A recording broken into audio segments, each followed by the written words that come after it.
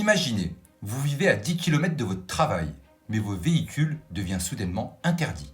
Pas parce que vous ne roulez pas, mais parce que votre véhicule ne respecte pas les nouvelles conditions des zones ZFE, zones à faible émission. Dès janvier 2025, 42 grandes villes françaises appliqueront ces restrictions. Paris, Lille, Lyon, Marseille, et cela pourrait bien vous concerner.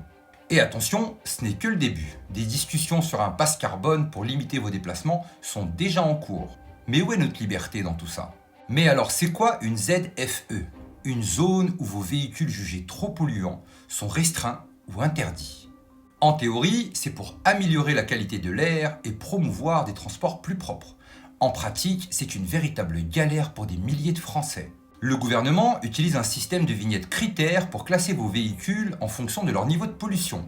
Vous avez une vieille voiture, vous êtes pénalisé. Vous n'avez pas les moyens d'acheter un nouveau véhicule, tant pis pour vous. Et si vous pensez que ça se limite uniquement au centre-ville, détrompez-vous. Prenez l'exemple de Strasbourg. La ZEF englobe une grande partie de la ville et ses environs. Impossible d'y rouler avec un véhicule critère 3 ou plus. Vous travaillez à Offensbourg, bon courage pour vos 26 km quotidiens. Et voilà le véritable problème. La ZFE pénalise principalement la classe ouvrière, ceux qui ne peuvent pas changer de véhicule, ceux qui n'ont pas accès à des transports en commun fiables, ceux qui dépendent de leur véhicule pour tout. Cette zone crée une fracture sociale profonde. Rappelez-vous, pour un essence à 1,50 €, les gilets jaunes sont descendus dans la rue. Aujourd'hui, ils tutoient presque les 2 €. On nous impose des F. Trouvez-vous ça normal ?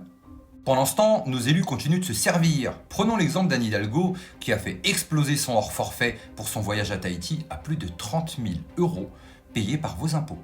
Ces mêmes impôts qui financent les ZFE.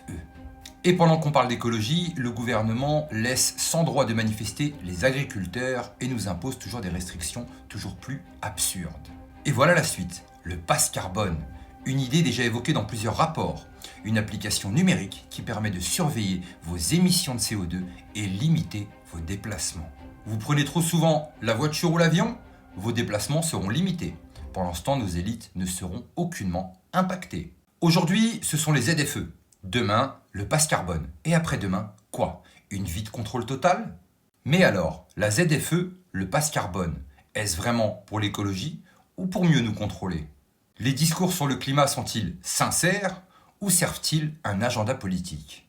Dites-moi en commentaire, la ZFE et le pass carbone, solution écologique ou hypocrisie? Partage cette vidéo pour qu'on en parle, parce que la liberté, ça ne se négocie pas, ça se défend. Une chose est sûre, on n'est clairement pas au bout de nos surprises.